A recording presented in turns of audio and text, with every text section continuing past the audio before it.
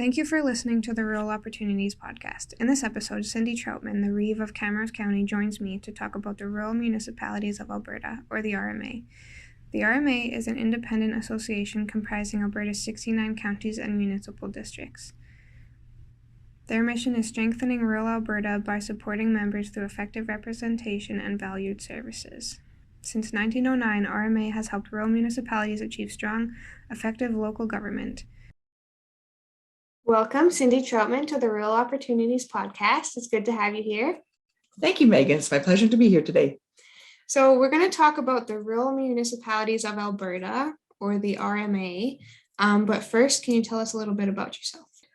So I'm a Camrose County Councillor for Division 2, which is the areas of New Norway, Edinburgh, and Farintosh.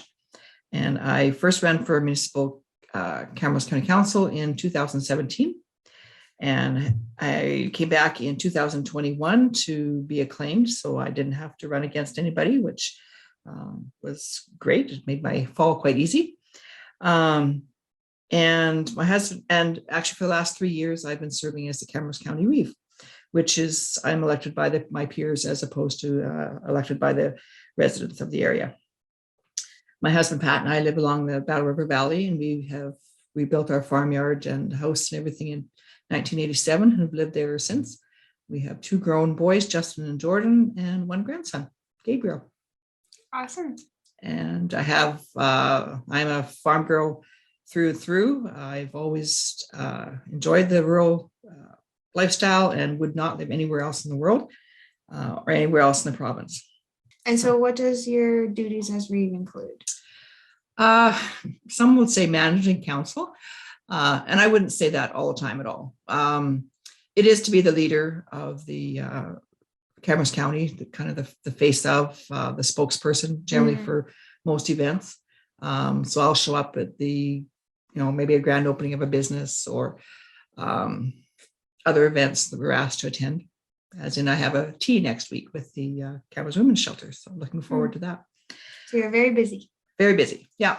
And it's also very much a leadership role. So this year we have 5 new councillors, and so they have lots of questions, and just to guide them a little bit, and of course chair the council meetings and that. So yeah, awesome. That's very cool.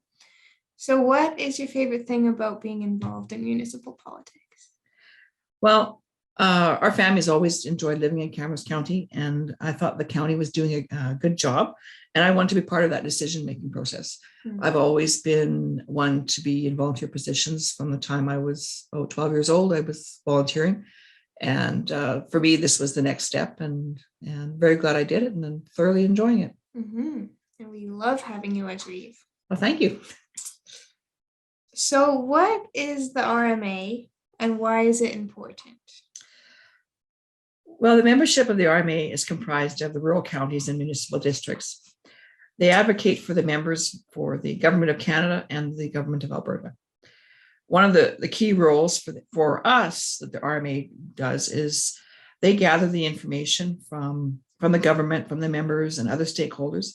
They analyze it, and then they prepare the information for the administrators and councils so that we can make decisions rather than being reactive or more try to be proactive to the issues that are going on. RMA also has an insurance division and a trade division, and they both offer procurement vendors and pricing unique to the municipal members. So those cost savings are important to our residents and very helpful for us for sourcing. So most everybody who's involved in RMA is a municipality. Yes, yeah, they'd all be counties and municipal districts. There's also the Alberta municipalities, and they are all the cities, villages, towns. That would be comprising their memberships. So, everything from the village of Edinburgh to the city of Camrose, city of Edmonton, and so on. Oh, okay, right. Interesting. 2 separate associations, but they're both associations are working for their members. Okay. Yeah. And so the county would be kind of the conduit between people and the RMA. Yeah. The counties would be you're right, a conduit for both the RMA as well as to the government of Alberta and in some instances the government of Canada. But RMA is really the key person who they gather a lot of information, and quite often they'll be the first ones to hear about the information from the government of Alberta, maybe the whisperings that are going on between the ministers or Right. staffing. And so they get it on that and have us as well prepared as they can be. So it's valuable for Camrose County to be a part of that. Absolutely. Yeah. And they do a conference every year, and Camrose County attended that this year. So can you tell us a little bit about that conference? Sure. They actually have two conferences a year. They have a fall one and a spring one. And they also have, there's also offerings for our public works department. And so they also attend the conferences. They've got, they're not involved in the sessions that the council is involved in, but they have their own information and education events going on. Yeah, so we've had a fall convention and a spring convention. So that's really where our councillors first got introduced to the RMA. Was they'd only been on council. I think they'd been to two meetings, pardon me, and then boom, they're at the Rural Municipalities of Alberta convention. So the net. What else could I say about it? Yeah, they have a lot of things going on and they're busy. They're working for us. And if we have questions, either our administration or myself will email them and they will get the answers for us if they can. And for one of the questions I asked the other day was, how many women are on councils as compared to 2017? And that was one information they didn't have for me. So that's unusual because usually they have an answer right away. So right. Yep. Yeah. And there's a lot more women Reeves this year as well. There is. Yeah.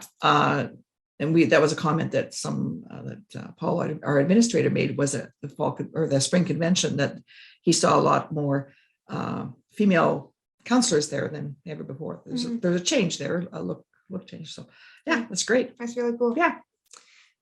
So at the conference, what are the councillors learning?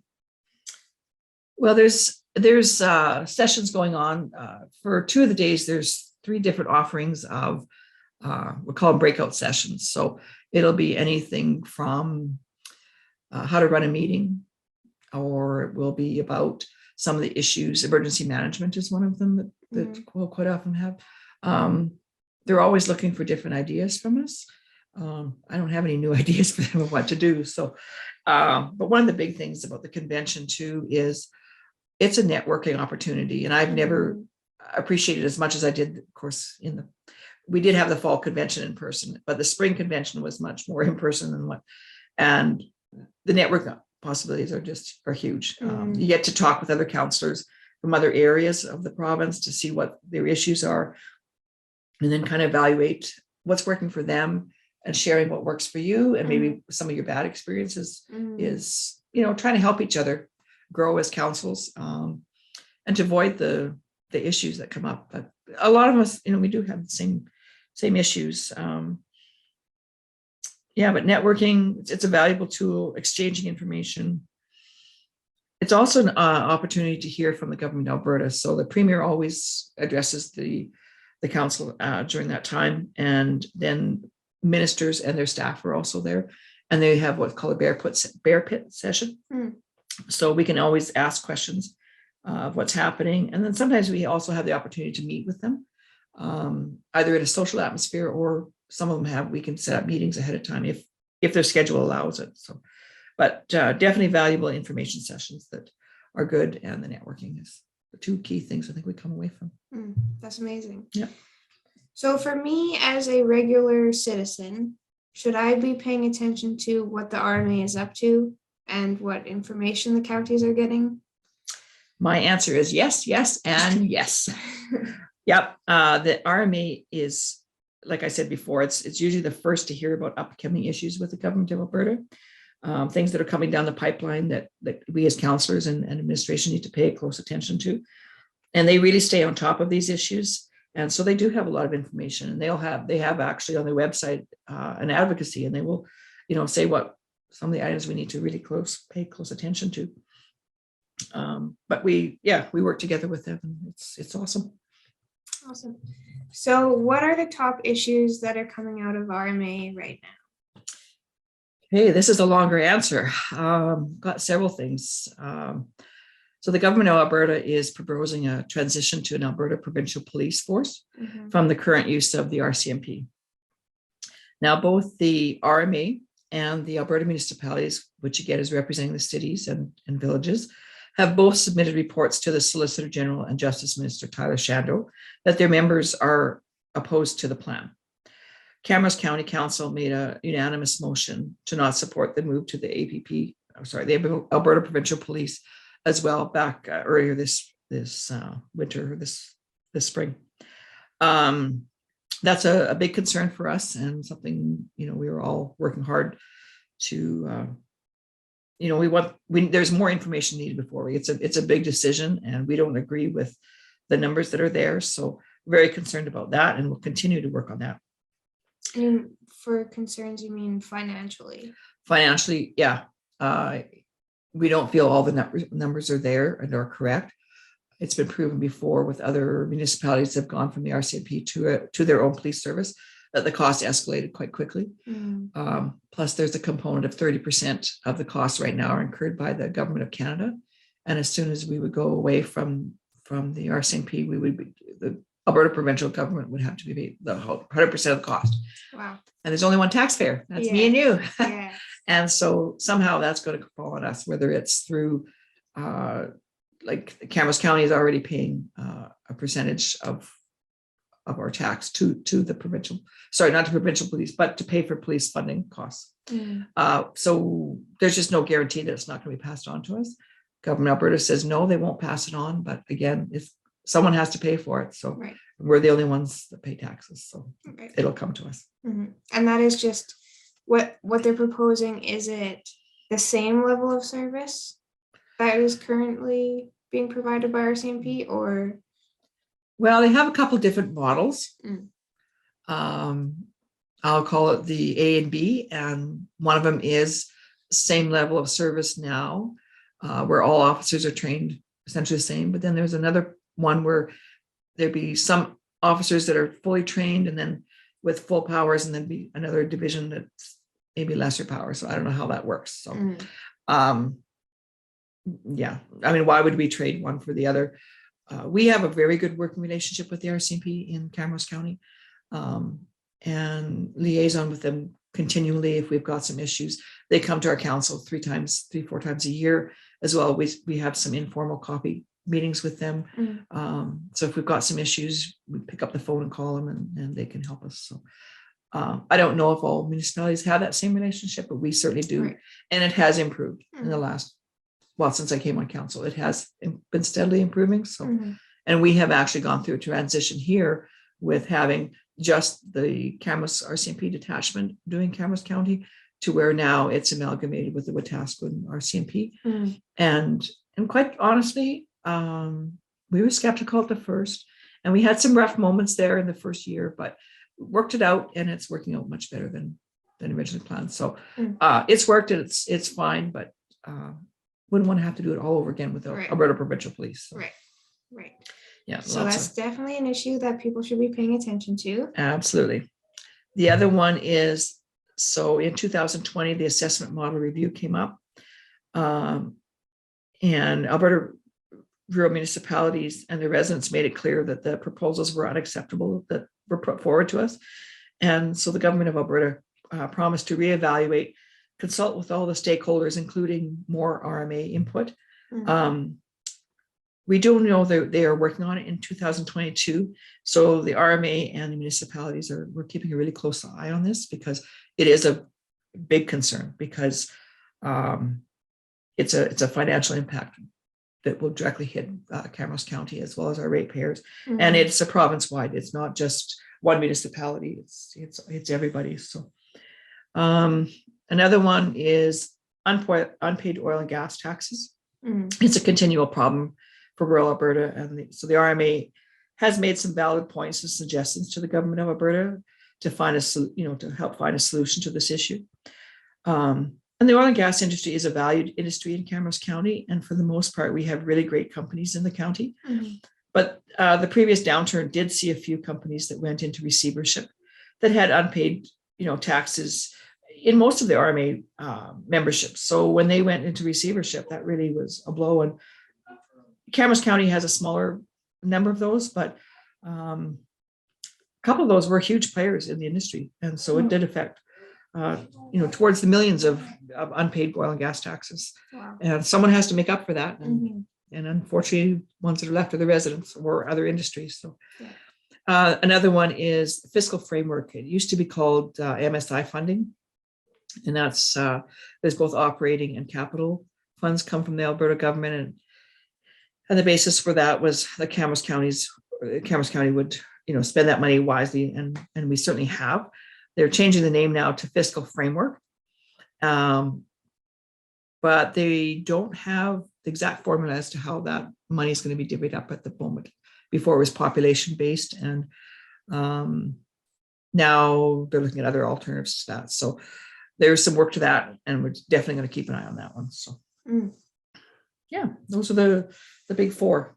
Yeah, those are all pretty big issues. I think as a regular person out there, you don't realize how much the counties are fighting for you as a taxpayer, and that the RMA, I don't think most people know that the RMA exists. And so it's good to know that there's something out there that's advocating for people. Absolutely, that's correct. And you know what, these are the hard times to deal with some of the stuff. In 2020, of course, I had only been Reeve for a few months, and then we had COVID hit, and we went through the emergency management with that, and then just kind of got comfortable with where we were. We were well prepared, and we're doing everything we could. And then this assessment model review hit, and then we were back, just feel like we were treading water, trying to get the attention of the government. However, it did, it turned out okay that year. They kind of backed away and settled on a reduction in some oil and gas taxes. But yeah, we have to keep an eye on it, because we are concerned, and there does seem to be a lot of issues going on with the government. So we'll keep working at it. But that's why we're elected. That's our job. Yeah. So that you can stay at home and not have to worry about it. For sure. We're doing our best. But what is really gratifying is when that assessment model review came through last time, was that we did do some publicity things and on our Facebook page, and people answered the call. Our ratepayers came, and they wrote and talked to their MLA and showed their unhappiness with it. And that doing that throughout Alberta turned it around. Yes. Had we not done that, if it was just the counties and municipal districts complaining about it, we might not have got the same response. But getting the ratepayers with us, that was huge. Yeah. So if somebody is concerned about, say, the police issue, what is the best way for them to voice their concerns? Do they do that to the county or to RMA directly? Actually, the best ones is they can certainly get hold of your own Camrose County councillor and let them know how you feel. We also have a letter available on our website that you can print off to send to your MLA. And that's the other one, that your MLA is your representative directly to the government of Alberta. So they need to know how you feel about it. Yeah. And it doesn't matter whether you're for it or against it. They need to know. Right. Yeah. As well as your counselor. Yeah. Yeah.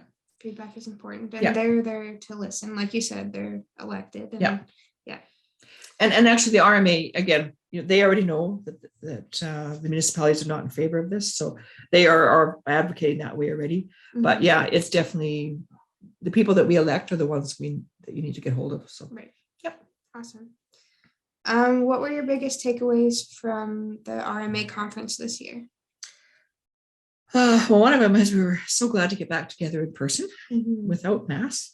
But the big one, I talked a little bit about it today with somebody else, and I said, the one item, it just gets hit back again every time, is the fact that we all need to work together, that the many voices speaking as one can make change happen.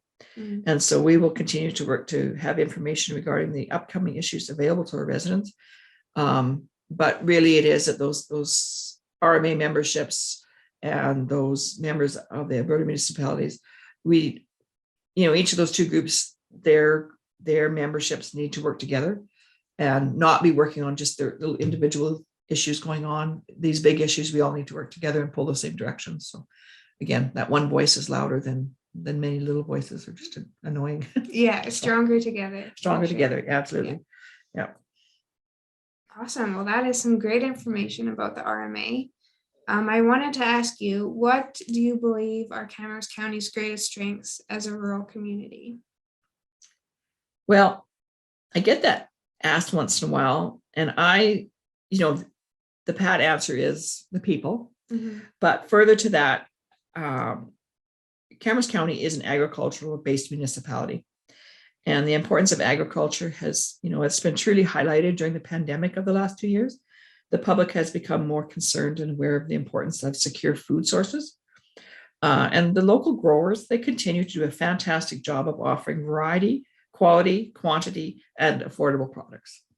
And I think that is the strength of our county, is that, we are growing, we grow the resources.